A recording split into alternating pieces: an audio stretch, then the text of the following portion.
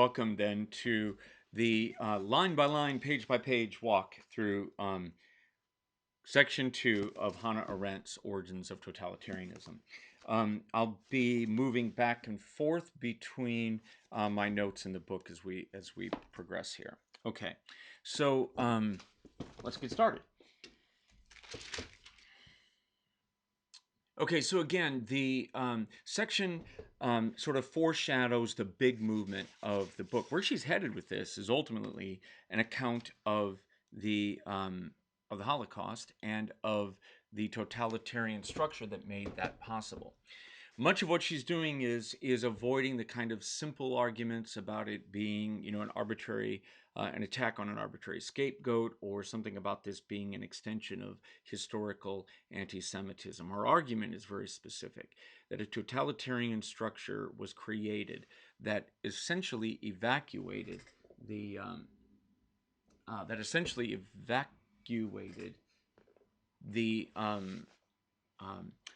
the civil society and the nation state as such within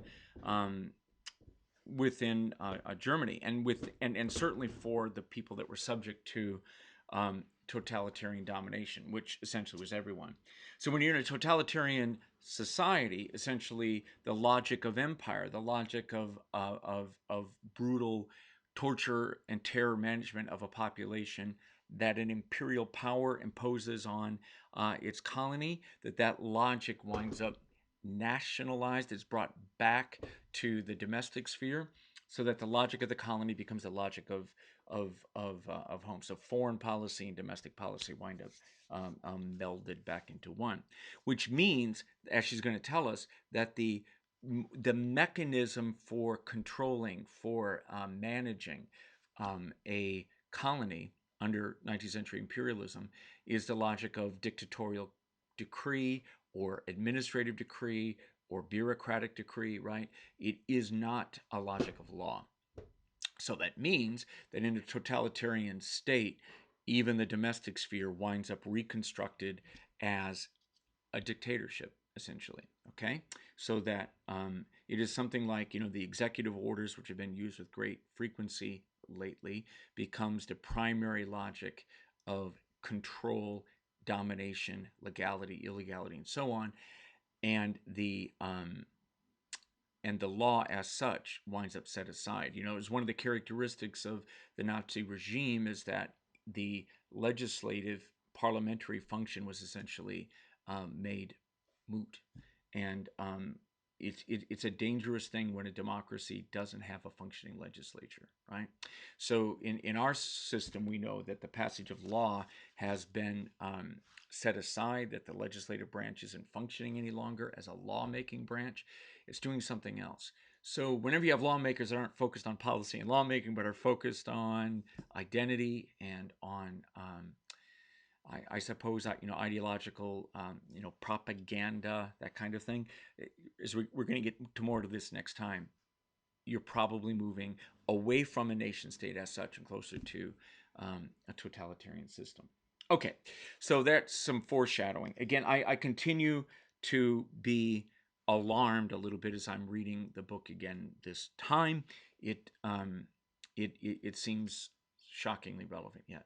Okay, so so in this section on imperialism, she focuses primarily on the Scramble for Africa and the birth of the Pan movements, the Pan-Slav and Pan-Germanic movements.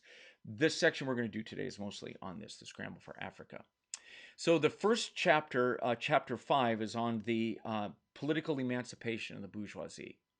So really at the end of it really isn't until the 19th century that the bourgeoisie comes into power, maybe not even really fully in power until the 1880 period, which is basically what she's arguing. That in sort of the Third Republic in France is essentially a bourgeois republic, and that the nation-state structure after the unification of Germany, that this becomes a dominant structure. So the bourgeoisie then winds up with a kind of political domination, access to political power that it didn't have before. Okay, and remember, power for her, as we're going to find, is always the power to kill. It's destructive force, right? Okay, so more on that Hobbesian notion as we go along here. Okay, so so the bourgeoisie wound up with imperialism, which is essentially the extension of the political power of the bourgeoisie as a class, the logic of expansion, the logic of accumulation, that was confined to the economic realm and domestic realm, in class politics within the nation winds up projected outward into international politics and the politics of empire. So basically, she argues that this is odd, that there was a latent fight between state and society that became an open struggle. So again, remember the nation state is a contradiction, or at least it's composed of two parts. The nation is society. The state is the administrative governing arm. So she claims that this split, this division, is growing during this time, and it's going to erupt in totalitarianism. Okay, in other words, some of the most vocal political elements within the nation are anti-state and are attacking the state. You're hearing a lot of this language right now with the concept of the deep state, right? So that you actually wind up with political leaders who are populists, who are aiming their messaging not at the halls of governance, but are aiming it at sort of the streets and alleyways of the nation, who are arguing against the government. The government's bad, state is bad, the deep state is bad, it must be controlled, and so on. So this is part of what of totalitarianism is this split between the state and the nation. Okay, so page 124, there's expansion of the nation state. So again, that structure that we talked about earlier. Cecil Rhodes, who I showed you the image in the last one, expansion is everything. Expansion for expansion's sake becomes the logic of the time, quote on page 125. So right there it is. So there's a summary here, excellent summary of what we're about to see. The nation state was based upon a homogeneous population's active consent to government, and it lacks such a unifying principle once you move into imperialism, right?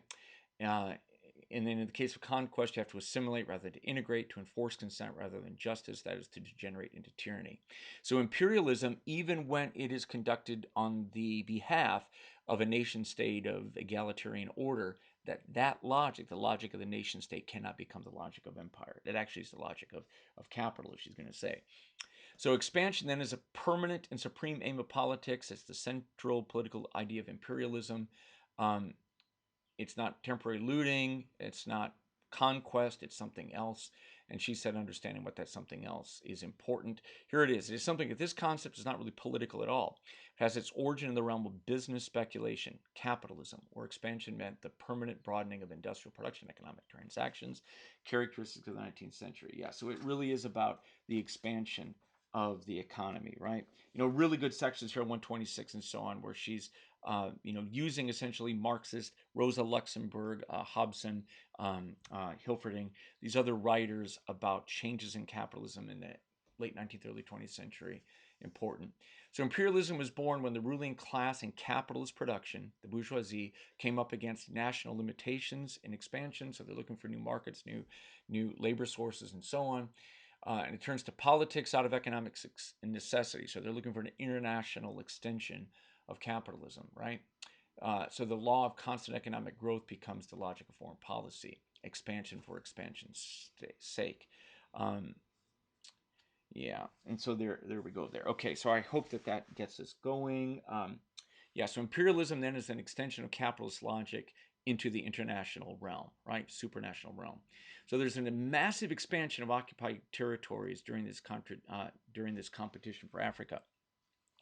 She mentions that it was sort of astonishing. So when King Leopold of Belgium wound up having control of the entire sort of Congo basin, he had something like a territory with a population larger than the population of Belgium. So he more than doubled the population, and he had 75 times the political territory that he had under his control. So Belgium was 1/75th the size of the Congo. It's hard to believe, but there it is.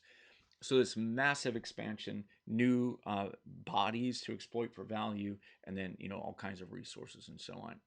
So page 125, a contradiction then emerges. We talked about it between the nation state, which is homogeneous population, some sort of nation demos that hold you together, with the consent of the governed being the essence of nation state governance, right? A contradiction between that and imperialism. So imperialism lacks that unifying principle.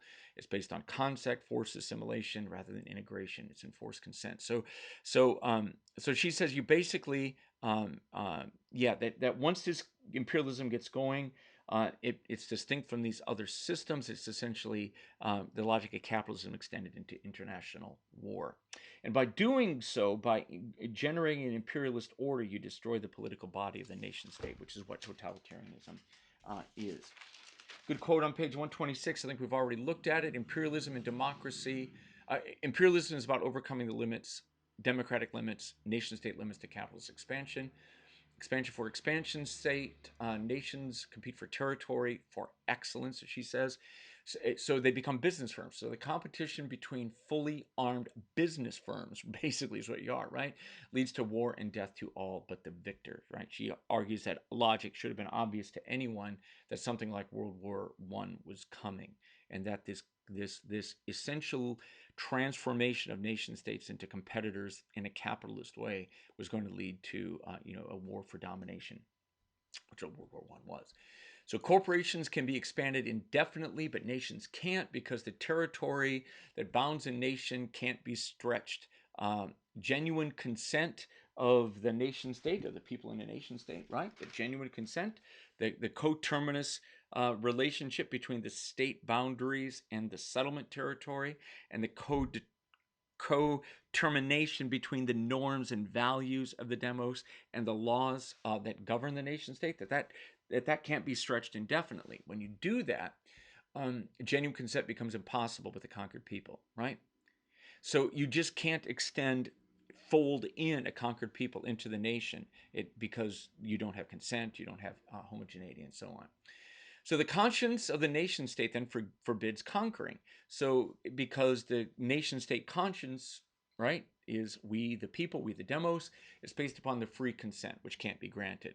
So the nation of laws, which is the essence of the nation state, right, is an outgrowth of a unique national substance. That's the basis of nationalism here, that the nation, there's some unique essence, some ideological essence or ideational essence, some spirit that is only valid within the territory. And that the nation state then, once it turns into a conqueror, ignites national feeling and desire for sovereignty and self-determination among the conquered people, and that would actually be a right and just outcome. So an empire launched by a self-consistent Republican, democratic nation state would be self-defeating, because it would always lead, if that logic is followed through, to the political emancipation of the conquered peoples. So it ends there. If it doesn't end there in decolonization and the emergence of, again, nationhood for the people, by the people of the conquered region, then it is going to end, she argues, by evacuating the nation state in the imperial power. Okay? So it's one or the other. You either wind up with nation states everywhere, or you wind up with no nation states. So imperialism is going to wind up eroding the foundation of the nation state. Page 127, the discussion of conquest limits in France and the UK. She talks about the distinction between Rome, which did build empires, right? They conquered territories and then moved in and set up sort of like administrative apparatuses, and that was different from Greeks who tended to set up colonies. They settle among them and they import Greek laws and Greek ways. Rome allowed the conquered peoples to maintain sort of their own norms and to be at least self-governing, with a kind of oversight of a colonial of an imperial governor. Greek, it's just sort of an integration of the ways into the society. So a Greek colony was an expansion of Greece itself, and a kind of a sharing of the Greek way, and ultimately a kind of a generation of a larger Greek nation. For Rome, the Roman nation as such didn't expand. The empire did, and the people that were conquered remained distinct from, socially distinct from, and legally distinct from. They were a truly an empire in that sense.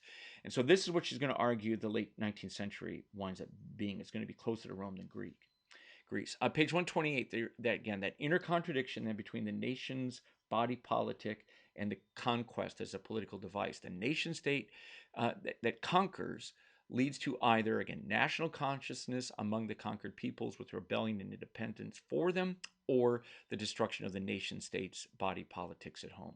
One or the other. Okay? So again, another little drawing here. We already have used this one, right? So again, that the nation, the people, the state, the administrative apparatus, the territory, the norms and the way of life, the homogeneity of the people itself, the consent of the governed, homogeneous population, underlying unifying principles, the bounding of territory, the nation of laws, all of that is not congruent with imperialism. And so then, again, you can see why that can't go. So her argument ultimately is the movement into imperialism is the movement into totalitarianism. That once the logic started going, it either led to the freedom and the free development of national consciousness of all of these colonized peoples, or it led to the recolonization of the home country, right? Which is what totalitarianism is. So that's her argument. We got there through this door. So it's another one of these moments that's sort of the unintended consequences of social action. Totalitarianism wasn't the end goal, at least of most of the players in imperialism. But once the logic began, it ultimately had an end game in totalitarianism. So page 129, French attempts at empire building were brutalizing. She talked about, the Algerian colony, that dramatic colonies and elsewhere that expanded the number of bodies, that created what the French called a force noire, black force of soldiers, basically as gun fodder to protect the French nation. So a very brutal notion of exploitation there. Page 130, British had a different logic. They had indirect rule was their logic, and then they used a medium of conquered people's own tribal and local authority. So the British had a tendency, like Rome did, to kind of leave those local authorities in power in place and not fully eliminate them. At least that would be one of the logics. So culture, religion, and law were left to the conquered people. The nation of the conquered people was allowed to sort of run apart from the nation of the conqueror. But that led to racial thinking. So this is going to be crucial. Once you do that, you're going to claim that these are two different races. The conqueror is one race, the conquered another. So the racial superiority of higher people, the white people over the lower people, the white man's burden, as we talked about in Kipling's phrase. The belief that the natives cannot self-govern and require supervision is linked into this, a kind of condescension on the part of the elite whites as empire builders, the legitimation. And then the applied decrees did not make law. So again, it's a dictatorial application of decrees. It's fiat, just I say it is so, therefore it is, and that this is not lawmaking in a legal process, right? Not a representative republic with a legal order. So Africa is to be left to the Africans, said the British, as they essentially extract resources and set up trading posts and so on. So page 131, traditional Roman Empire, institutions and ways were everywhere underneath the local population that was largely left to its own devices. So imperialism then is colonial administration managed as a business enterprise while leaving the conquered people's ways relatively intact. Ruthless imperial rule by decree without integration into the ruler's ways or lawmaking and institution building within the conquered lands. So it's always exploitative. And even when the conquered people are respected enough, as she says that term is used, to maintain their, at least elements of their authority structure, way of life, tribal systems, and so on, it is done with a kind of condescension and a notion of racial superiority that these folks are not ready yet for full integration with the ruler's ways. And they're a race apart. Page 133, colonial administrators then resented any conscientious objection back in the home country or the free press or parliamentary intervention in their administration. So I showed you last time the Belgian Congo severing of hands, that those images wound up becoming, a sort of important mobilizer for international civil rights movements. And there was big resentment on the part of the Belgian structure that the conscience of nation, of national, logic and so on is being extended here. Not good. Page 134. Massacres by colonial administrators pacified colonized peoples. You have the example of Germany and France. Administrators felt weakened by national oversight as a threat to their administration. Empire building is distinct from nation building. The body politic of the conquered peoples and its nationhood would lead to revolution and overthrow, so that's suppressed. So again, it's a torture and terror world by colonial administrators. So the goal is the expansion of political power, destructive power, death, power over life and death, without the creation, the foundation of a body politics. So again, this is not Enlightenment era, self-determination and so on. It really is a brutal torture and terror logic in Foucault's world. So even when you arrive at a disciplinary society or a society of reformers in Foucault's Discipline and Punish, the imperial rule of colonies was a downshifting backwards to the torture and terror world of monarchical rule or something. Okay. All right, so Power in the Bourgeoisie, one of the most important sections of the book begins here. It's very Marxist. It has Rudolf Hilferding and Hobson, Rosa Luxemburg everywhere. It's a very good section, very important. So imperialism then is a return, she argues, to Marx's so-called primitive accumulation. So remember Marx in, I think it's chapter 26 or something of Capital Volume 1, argues that before capitalism became a self-sustaining system of accumulation, that there was a primary or primitive accumulation of capital that occurred previous to it, right? So before capitalism is the original sin of conquest. So in conquest, you conquer a people and put it to work. You take away their way of life, turn them into wage laborers. You turn the collective property into private property. And because people can't grow their own food on their own property, you now create a market for commodities. So the capitalist order as such, right, with an accumulation depends upon an original sin of conquest. So imperialism, Marx would argue, and Rosa Luxemburg definitely argued, is a return to primitive accumulation, right? We've basically stalled out in our ability to find investment opportunities within the nation state. So we're going to go international and we're going to look for investment opportunities elsewhere. And capitalism is going to expand by absorbing the peoples, the resources, the energies of its conquered territories. Okay?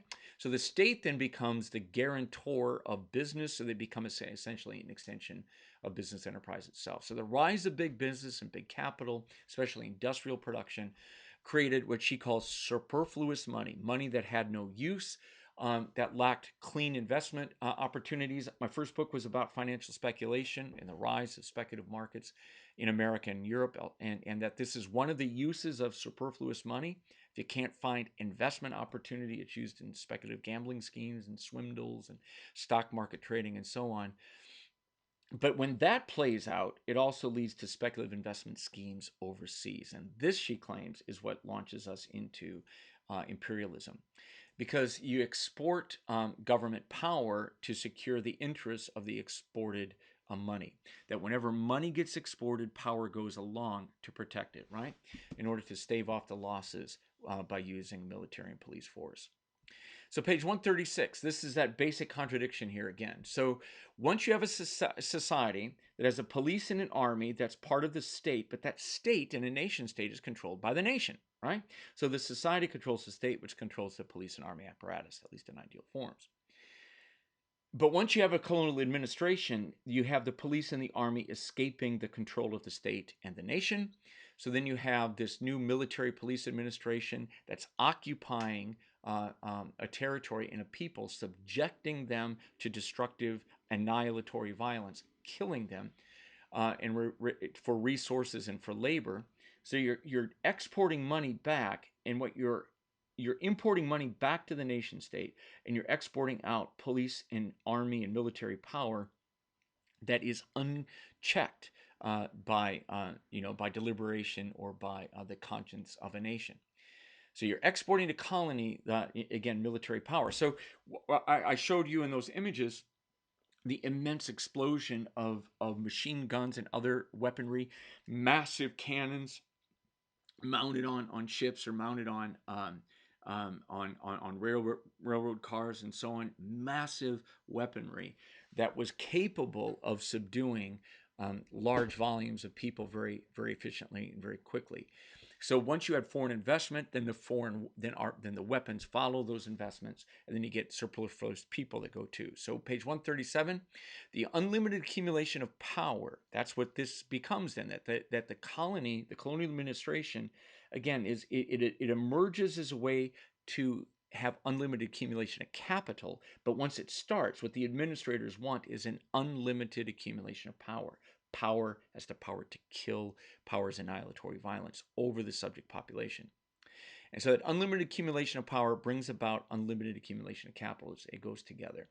And so the expansion for expansion's sake originally might have meant money, but it really becomes power. Power expansion for expansion's sake. So increasing killing power for the sake of increasing killing power. So Arendt argues that this destroys the notion of political community, and it severs the link and the control of the military and police apparatus from the deliberative bodies of the state. So the conscience of the nation no longer controls the military and police technology, which is then applied not initially against the nation, but is applied towards the nation's colonies, right? The conquered people. And then there's no political community between the conqueror and the conqueror. This isn't an elected official. This is a military occupier who's ruling by decree.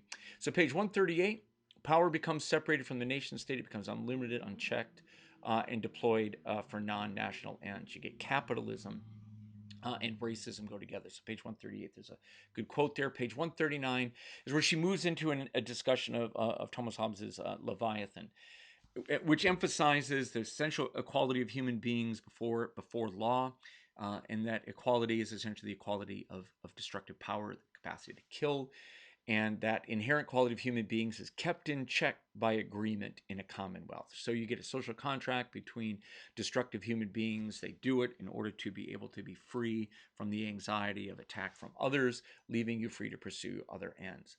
So mutual contract through the incorporation into a political community is what a commonwealth is. And it's a mechanism to prevent, as Hobbes says, the war of all against all, the checking of annihilatory violence, the checking of killing in the pursuit of other ends like profit. So it's a bourgeois order. Page 140-1. The bourgeois commonwealth then has the state takes the monopoly of killing. The sovereign does. So law and the legal order are dictated by the state, but it requires the consent of the governed. You buy into this. In Rousseau, it's an ongoing general will, but in Hobbes, at least, there's that initial moment of consent. But it generates, Arendt argues, blind obedience to state power. All have equal capacity for primal power to kill another, but all members of the Commonwealth then are protected from each other by the annihilatory violence of the state, which is greater than them, right? So page 142, anyone excluded from the society, from the Commonwealth, is exempt from the command to obey. The contract isn't binding if you're not part of it, right, or not benefiting from it. Therefore, you're free to kill. So, criminals and he talks about, like slaves and others that are essentially free to kill because they're not part of the social contract, not part of the Commonwealth. So within society, there's absolute submission to the sovereign power, which oversees, again, we're back to Foucault, overseeing, surveying them, seeing them, and that is seen by them. All pervading, overwhelming force. So terrorized by one's own state keeps one's own destructive impulses in check. So this is bourgeois society. The perpetual accumulation of property then is predicated upon the establishment of a bourgeois order which prevents destructive power from being deployed in vengeance or in blood feuds or in theft or crime it's then you get to focus on property accumulation instead. So the state is a sort of mutual insurance society preventing self and others from destructive violence, which then becomes the monopoly of the sovereign power, and that everyone submits to that power as the price for pursuing profit. So the quote on page 146 is important. The bourgeois society is essentially property accumulate. It's a property accumulation cult, but it's also politically a death cult. So the idolatry of power, especially the power to kill, is part of the Hobbesian bourgeois order. Again, she sees Hobbes as sort of an underappreciated primal theorist of bourgeois political society, the primary political philosopher of the bourgeois order. So it's crucial then that once the military and police leave the Commonwealth to defend the property interests of in empire, you are now, the power to kill is unlimited. So and the subject peoples, because they're not part of the Commonwealth, aren't bound and aren't going to be self-limited, right? So they're outside of that. So annihilatory violence and the old-fashioned torture and terror becomes the mechanism for maintaining order and for extracting value in the colonies. So you're not extending the Commonwealth. The British idea of the Commonwealth of Nations was a great idea, but as she says, imperialism in the late 19th century had none of that. It was just brutal exploitation by unleashing the military, overarching military power, police power, onto the subject people and extracting wealth, chopping off of hands, and so on. Page 147, the alliance between the mob and capital. So this is a really important section for our time.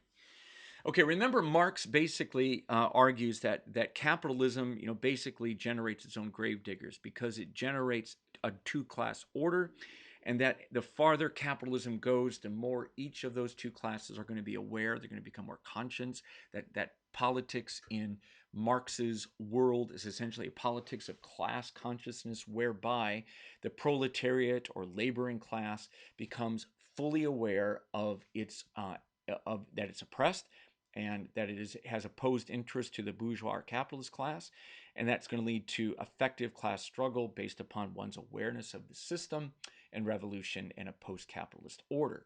So in Marx, right, capitalism creates two classes, and that are sometimes held in check by a fantasied belief that all are part of the bourgeois capitalist class, when in reality the working class is in opposition to that class, so that Marxist politics is all about, again, labor politics, getting you to become aware so that you struggle to become free. And Arendt says, as Rosa Luxemburg does, as Lenin does, that imperialism subverts or perverts this, right? It perverts, it prevents. So somewhere before you arrive at full-born class consciousness and awareness among the working class laborers that you have opposed interest to the bourgeoisie, before you get there, imperialism comes on the scene, and it distorts, right? It distorts this basic class alignment. And it does it by uniting superfluous money or capital and superfluous working power, which she calls the mob, or the scum of all classes, which is kind of an interesting term. So her argument is that the agitating mob, who isn't employed as basically workers or employed in capital somewhere, are the scum of all classes, right? At loose ends, become linked to the part of capital that's at loose ends. So capital's expansionary desires and expansionary interests, and the carriers of that expansionary interest, the imperialists, wind up politically, psychologically, ideologically linked to the working people of all classes, right, who are at loose ends. So instead of having class politics, you get the emergence of this new power block of imperialist capital and this racist, right, mob that as she argues, and one of the some of this writing here is really good. Basically, you're working class within the system, and you're being degraded by the system as the capitalists get richer and richer and richer. The working people fall. And instead of directing your anger and aggression up against capital, capital sends a message saying, no, What we can do, you and I, is create an empire.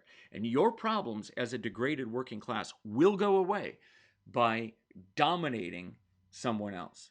So you can solve your problems as a degraded working class by essentially um, forcing someone else into submission. So you are the slave in a master slave system. We're going to give you slaves of your own. And it is your white identity, your identity as a true born Englishman, your identity as a German, your identity or a Prussian, your identity as a um, as a real American, right? That is going to give you standing in this new global expansion of capital. So don't resist capitalism. Don't fight capitalism. Don't work against the interests of capital. Instead, join with capital, and you will be elevated above the non-white, non-national people who are going to be oppressed, and they will become the people that you dominate, whether economically or politically, right? So imperialism then muddies the class water, right? And again, it's and she argues that both of these classes, the people who aren't working and the capital that isn't employed, are essentially parasitical because not productive, even predatorial because not productive. And so imperialism then is a new ongoing primitive accumulation, page 148. This is Rosa Luxemburg's argument, where capitalism overcomes an inner crisis by conquest with its outside, by taking things from outside of itself. So what this means is that to a Marxist, class consciousness was growing, a working class movement was growing, something like working class rebellion or revolution may have been at hand, and you forestall that through this international move of empire, where, again, you, the white working class, you, the true-born Englishman, will be placed above the colonized subjects who lack your skin color and who are a race apart. Okay, so it's a way to overcome those contradictions that are built into capital and to forestall crisis and to keep accumulation going. So Marx, Lenin, Hobson, Hilferding, Luxemburg, and Arendt all point to accumulation crises that are forestalled through imperial displacements. That's the key to understanding empire in the late 19th century. There's a crisis looming. You forestall it. The system won't implode because you're going to project out, right? You're going to forestall it by conquest or by warfare or by colonization. So page 151, superfluous workers and labor power that's unemployed in the national system accompanies superfluous capital that can't find investment opportunities in the system abroad, as military and police support, as diggers, as colonists, and so on. There's all kinds of ways that the superfluous labor gets sent over. Page 152, Marxist class politics then is disrupted by imperialist race politics. So the politics of class, this is Arendt. It was clearly a part of the authoritarian personality project. It was certainly part of Neumann's behemoth, is that class politics that could lead to a leftist political move are blocked and forestalled with racial arguments. So race thinking blocks class thinking. Race thinking unites across classes, right? And unites according to race. So it muddies up class politics and displaces the capacity for people to think in terms of class. Instead, they're thinking in terms of race.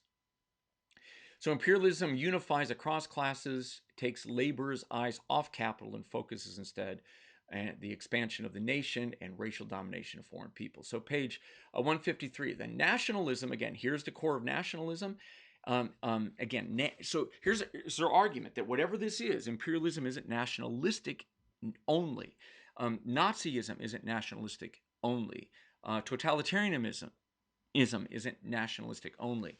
And we should probably be looking for shades of this in the contemporary right-wing political movements. Are they really focused upon strengthening the nation, or is there an international component to it? Is it expansionary?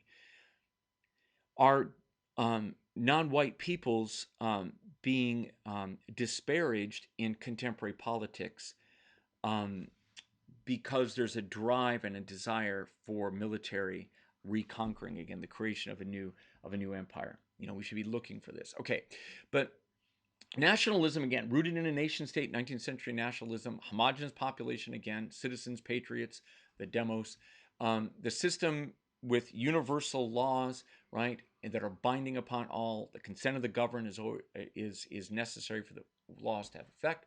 The state is defined by and contained by a territorial boundary. The nation is an idea, and the idea is self-determination of people who are homogenized with that same type. And class politics is the main. So politics in a bourgeois nation are primarily class politics that are mediated by the state, and the parties then are largely class representation. So labor parties, right? America doesn't have that, but labor parties, right, or a conservative party that represented the aristocrats, and maybe a liberal democratic party that represented the interests of capital, right? That there would be capitalist parties. So page 150. So that's that's nationalism, but imperialism again is rooted in capital. That's superfluous, and the mob, people that are superfluous. Subject peoples are foreign, they're racialized, they're not citizens and nationals. Bureaucratic administration by decree without consent or tyranny. Dictatorship is typical instead of laws that are defined and consented to. Extra state power that is outside the social body and outside the vision of any nation that could constrain it is the essence of political power, annihilatory violence by someone who's not of the people. So you're colonized without national consciousness. You get race politics instead of class politics. So wherever imperialism goes, class politics decline and race politics ignite. Without state mediation. So race politics often doesn't have state mediation. This is important too. So this is a big argument. So the nation state, the class politics tend to be efforts to get control of the state, and it's all about state policy, state apparatus as a mechanism to mediate class conflict within capitalism. In imperialism, the imperialist political forces are national; they're not state. So anti-Semitism, anti-colonized peoples, the drive to colonize, are often anti-state. That it isn't about taking over the state; it's about taking over non-white people, or it's about punishing a non-white remnant like Jewish people within the state. So the state is actually viewed as a kind of enemy of the people instead of being the governing arm of the people. So race politics then often isn't about state mediation; it's an anti-state movement. So domestically, you have empirical anti-Semitic national identity parties that emerge. Remember, we looked at that last time. That in the 1880s in France, the anti-Semite party, right? That literally, has the Talmud is going to be, I guess, I don't know if that's the Ten Commandments there, if it's broken, at least anyway, breaking the Ten Commandments and the uniting of all classes of the white population behind in opposition to anti-Semites. So domestically, you get this anti-Semitic imperial national identity parties above parties, right? This isn't about a part of the population, workers, joining a party so that they can have their interests represented in the state. Instead, it's an effort against the state to create a new unification outside the state, right? Because the goal here isn't for this party then to work with the state apparatus. The party is now the direct representation of the nation, and the state itself now is a foreign entity, right? So really, really important. I can't emphasize this enough. Because we think of Nazism as a state-loving, state-developing system. But initially, its impulse is anti-state, right? It's anti-state. The deep state, right, is something that must be attacked and taken away. So you've got a uniting of classes unified by race against, and this is the nation. The nation are the people who bond together in this identity party against a foreign element like the Jews, or against the competitor states around you, the French and the Belgians and so on, if you're German.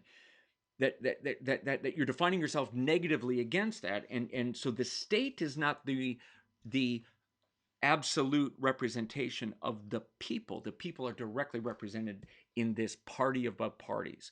So it is nationalist politics, but it isn't national politics where you recognize that your party is only part of a larger structure. Instead, the belief is that your party is the nation and everyone else is illegitimate. And I think this framing is present in contemporary American right wing politics. If you listen to it, it's there. The nation isn't the state. The nation, there is no legitimacy to the opposing party position. That's not the people. The people are united in a party that doesn't represent a class. It isn't the Republican Party right now isn't a laboring person's party, and it's not a business person's party. It transcends both. Democratic Party is the same right now, by the way.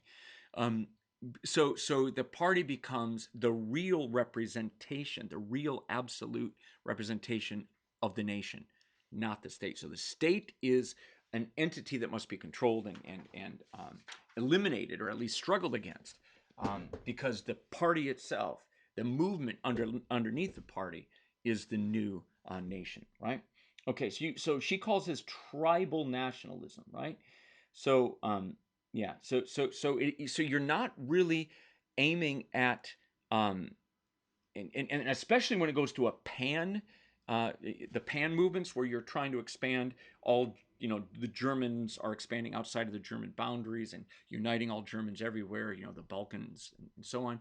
What you're doing is expanding the notion of the tribe of the demos, um, being bigger than any national boundary. And so the movement is going to be to reunite that. So again, the state and the boundaries of the state do not define the people and the boundaries of the people. And for what it's worth, I did some work. I never published it, but I was doing work on Iowa politics, looking at the Iowa Congressman Steve King and his frequent visits to white nationalist leaders in Europe, in France, and in Austria, and and it always struck me that there's something to follow up on here. That some of the most outspoken anti-state politicians are also some of the most avowedly racist politicians, and are linked internationally to other partisans who are doing the same thing. We have a kind of identity politics and national identity politics rooted in race thinking, at least anyway. So it's there. It was here in Iowa. Whether it continues is another matter. But okay, so race thinking before modern racism then. So the U.S. race slavery is a distinct, yeah, so this is it. She argues, I argue, that Americans don't quite have a clean view of the European system because our thinking about race is so fundamentally wed to race slavery, and that racism as an ideology justifying structures of domination and so on really only emerge in the age of imperialism from like the 1880s forward. So they only become a political force in the late 19th century. So race thinking obliterates class thinking, it disrupts class struggle, and so on. And so racists cannot think straight about capitalist society. She argues that on page 161. So it really requires capitalism to reach a certain point of maturation before race thinking becomes an essential part of the ideological structure of capital itself. So page 161 to 165, she writes about the aristocrats in the 19th century tended to view themselves as a race apart, a Nordic race apart from the common people, the blue bloods with breeding, as opposed to the common people who don't have it, right? That they're literally a race apart. Like the Queen of England is German, for example, that kind of thing, right? They're a race apart, a Nordic race apart. Page 165, in Germany, so that was in Britain, in France especially, but in Germany, race thinking tended to unify. That the real true-born German was the race of Germans who were spread elsewhere, and that it was a romanticized notion of Germanic race that promoted national unity. And so the German drive for reunification, or for unification in 1871, unified across aristocrat and commoner. It was really a kind of a racial theory that legitimated that. So it was a unifier in Germany. So race thinking in France was a divider because it separated the aristocracy from the commoner. But in Germany, race thinking was a unifier of the nation. So it was much more congruent with the nation state as a concept. Page 170, Gobineau and others, the Aryan master race, she writes about that, the emergence of the notions of Aryan superiority as a natural aristocracy who should be running nations above, they should be placed above other races and running nations as a result. So page 175, the English notions of race were tied to that the Englishman is the person capable of handling liberty and who has inherited the heritage of liberty goes along with it. So the true-born Englishman is a race apart who has inherited, the heritage of liberty. So they're separate from other peoples as a result. So, and then Darwinism emerges out of this, eugenics, scientific racism, notions of racial superiority, survival of the fittest, and so on. All of that goes from here.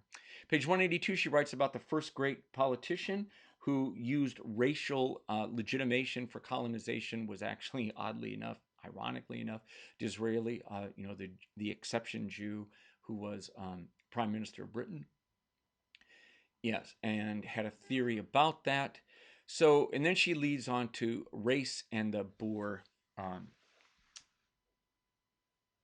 in bureaucracy. Yeah, the Boers. Race and bureaucracy. So here she writes about the scramble for Africa and the massacres in South Africa that were stunningly large. Belgium, again, at least half of the of the population in the Belgian-controlled Congo were dead. Massive atrocities were constructed along the way. And she notes others at the beginning of that chapter in footnotes even. So, and she is very careful to call these administrative massacres, and that this foreshadows the camps of the Nazi era. They're administrative massacres. They're not carried out by law. They're not carried out by declaring war. They're not carried out by anger. They're carried out as an administrative practice. Cool, aloof, disinterested even, maybe a perverse kind of sadistic pleasure associated with doing this to people. I think there had to be that. There had to be that. But that's not going to be what's driving it. It's a bureaucratic decision, a bureaucratic decree that's leading to the atrocities. Page 186, prior to the late 19th century, there are two types of European colonies. Colonies as such, the new settlements in like America and Australia where, people go or colonize and eventually develop nationhood. And then, at least many do. And then the maritime trade stations in Asia and Africa. That South Africa was originally a resupply and reprovisioning outpost for the spice trade, really, and for the trade with India. So the Cape of Good Hope, before the Suez Canal went in, you had to travel around the tip of Africa. And so they had this reprovisioning post at the bottom there that served not just, Dutch and British interests, but others as well. When the Suez Canal went in the late 19th century, the Cape was bypassed, and South Africa should have become redundant. However, gold and diamonds were discovered there. So at the very moment when South Africa where it was no longer an important resupply post, it became a place for the extraction of gold and diamonds. Now, the long-term colonists who had lived there were the Boers, right? The Dutch Calvinists and French Huguenot, also Calvinists, settlers that originally colonized this territory to make money, basically, but in the provisioning market. So you provided meat and vegetables and other, goods, to the ships that traveled through, where you could again stop and get reprovision. But gold and diamonds were discovered just at the time that ships were bypassing South Africa, and that this led to an influx of a mob of superfluous laboring power, and oddly enough, crucially enough, Jewish intermediaries. So capital came over and to invest in the gold and diamond trade, and the superfluous mob of diggers and adventurers came over, and between them came a kind of Jewish banking, financing, shopkeeping, retail middle class that came later, but right. So you wind up with a Jewish middle class that's in the middle of all of this. So Bohemians of 4 continents came and unleashed without law and with what I can only describe as without civil society, the constraints of civil society. They unleashed annihilatory violence and brutalized a native tribal population. It's described on page 191 and 197. This section, I think, almost should be read by every adult in late capitalism. Her description of the Boers, the Calvinist peoples from Holland and from France, who mostly Holland, who had come to make money, and the parallels between this group and the American Southern backcountry and the Western backcountry is astonishing. Poor soil meant you had to have isolated ranches. So the Dutch had a tendency to live in what were called nucleated villages. They couldn't do that. They had to live in isolated farmsteads. And there was abundant natives everywhere, and that this led to the development of race slavery. So contra Weber to a degree, Calvinism does not automatically lead to something like a Protestant work ethic. What Arendt outlines here is how, in the conditions of South Africa, Calvinism led to the opposite of a Calvinist work ethic. It led to an unbelievable anti-work ethic and a unbelievably anti-human race slavery that was as brutal as anything America produced. So slavery is described on page 193. Again, it's utterly brutal, torture, terror. It's a world, again, of torture and terror on a massive scale. The Boers lost all work ethic. It was no longer, the human condition. Arendt's other book basically writes about humans as man the maker, or humans the maker, homo faber, as being an essential quality of human beings, and that the Boers lost that they didn't have a work ethic of any kind. They became entirely focused upon violent domination of their slaves, who did all the work. And I could quote that on page 193, but you can just look at it yourself. So they preferred to remain in poverty and to live at a very low level of material comfort in order to practice race domination. So they'd rather have poverty with racial domination than prosperity with racial equality. And I'm going to emphasize this again. There's something about this that is characteristic of the 20th century in America, where some of the most violent opposition to racial integration, to civil rights, was on the part of poor whites, whose identity was threatened by the legal equality of blacks. And so much of their effort wasn't aimed at attaining prosperity. Instead, it was aimed at maintaining the color line, right? Maintaining, the Jim Crow caste-like structure of segregation. So poverty with racial domination is preferred to prosperity with equality. And that was characteristic of this group. And again, very characteristic of the American backcountry as well. So page 195, so it's a perverted form of the Protestant Calvinist ethic is developed an anti-work ethic, and they develop an utter contempt for labor. Labor is something that's only done by slaves.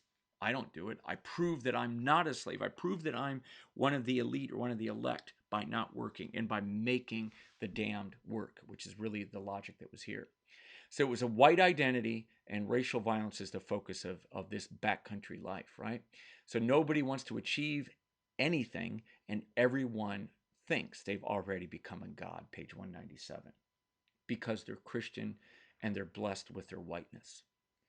And again, you can see this logic expressed in contemporary, Christian political, Christians on the political right will actually view themselves as blessed, again, not seeing any contradiction in the teachings of Jesus with the idea that we don't love our neighbor, we use torture and terror to make them work for us. Anyway, I'm not doing a very good job on that. But okay, golden race. Unlike other gold and diamond rushes, the mob and the masses in South Africa didn't dig, they didn't work. They instead forced or paid natives pittance to dig and work for them. So it was a kind of a parasitic white power movement in Hobbes's sense. They just used annihilatory violence over black labor. They were supervisors, not workers. So here's the appeal. So if you remain in Britain, you're a working class person without work. You're degraded. If you go to the colonies, you can parade about as a person with white identity and power who's able to unleash annihilatory violence. It literally has the power of life and death over the black colonized subjects, right? So you can see the appeal here, and you can see how it unleashes or sort of disrupts class politics. Why should I bond together with other workers to get a higher minimum wage when I could instead bond together with speculative capitalism and join the empire and boss people around and kill people to prove my superiority, right? You can see the logic here very, very easily. So Jewish financiers were involved on site, mediating between capital and the mob. The Boers hated the outlanders, or the people without land. Jewish who became the emergent middle class. So she writes about that. So there was a kind of racialized society in general, racialized notions, and that the Jews, as Jewish people, as people of difference, were racially marked as well and very virulently hated here. So you had a racialized social and economic system, economic enterprise, pride in work was gone, and so the Calvinist anxiety. So remember in Weber, Calvinist anxieties drive you to work hard to prove that you're saved. Among the Boers, the Calvinist anxieties of whether you're saved or not drives you, your high anxiety, to dominate other people to prove that you're the chosen people. So here it's Calvinism with a gun instead of Calvinism with an accounting bookkeeping force.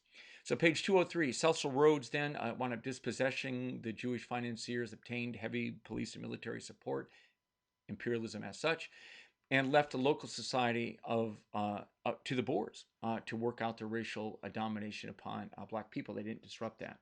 So again, colonization, imperialism of the British in South Africa left this racial domination of Boers over the black subjects in place. Imperialism here privileged racial attitudes of the mob over pure profit. And so as this chapter ends, this is the last section now. So she's going to keep making that point over and over in a variety of ways. That whatever South Africa was, it wasn't about maximizing profit. Profit was left on the table in order to allow the colonists, the imperialists, the authoritarian pleasures of dominating black people and the destructive, sadistic pleasures of killing. So, in order to keep the system going, right? They were again, profit was sacrificed. So, profit isn't holy, as she said. Poverty is preferred to full-on economic prosperity. So imperialism here privileges racial attitudes over pure profit. All right, and this is going to be distinct from Marx, right? In Marx, or at least in those who write in a pure Marxist logic, race is going to be kind of friction. It's going to be kind of like sand in the system that's going to go away, and that the pure system of imperialism is going to be about money making. Here, the distortion is built in, and you can't get rid of it, right? Racial domination, racialized attitudes are part of the system. They're not just an adjunct to it, okay?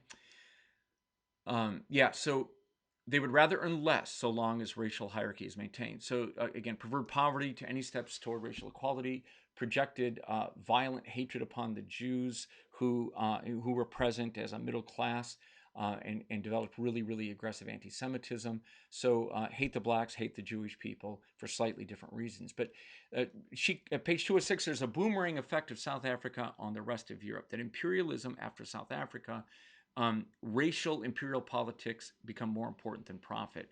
In other words, the way that the imperial politics played at home became really important. It became part of the demagoguery and the totalitarian right-wing discourse back in the home countries. And this became really important in the late 19th, early 20th century, racial imperial politics. So that mattered more than profit, at least at times. There's a quote of that on page 206. So, so the imperialist character, it ends with that. Rudyard Kipling is talked about there, a legend maker. That what we're doing here is this sort of the schoolboy notion that we're going to be helping these people by dominating them. And she claims that notion, that sunny notion, conflicts with the actual bureaucratic aloofness and indifference and secret agency and administrative massacres and violence that are unleashed. So you can read it yourself again. It's actually some of the most readable sections. But that section, chapter 3, ends with this clear notion that this isn't about money. Money may be underneath it. Money may have been what motivated it initially, but that imperialism as such is often about racialized politics, the politics of domination, the politics of destruction, and that is something that is boomerang effect shot back into the nation of origin, right? The imperialist nation itself. So back into Europe, back into America, this highly virulent racialized politics. And really from then forward, pure class politics, the politics of labor, of improving the quality of life, of improving, child labor laws, of working class, improving the, working conditions, better schooling, better health care, that those kind of working class policies of the left, right, that clearly benefit the majority of people in a capitalist order, that kind of obvious class politics gets disrupted. And this new heavily racialized politics based on empire, based on domination, authoritarian, white identity, right, displaces it. And I think we're still seeing that today, where class politics have a very hard time gaining currency in a world where, again, racialized identity politics seem more important, right? So again, however you feel about those movements and whatever side you are on, I think you must read the sections on the Boers and South Africa to see where this leads and to see what the historical outcome of racialized politics actually was, where this goes. Okay? All right, with that, I'll stop.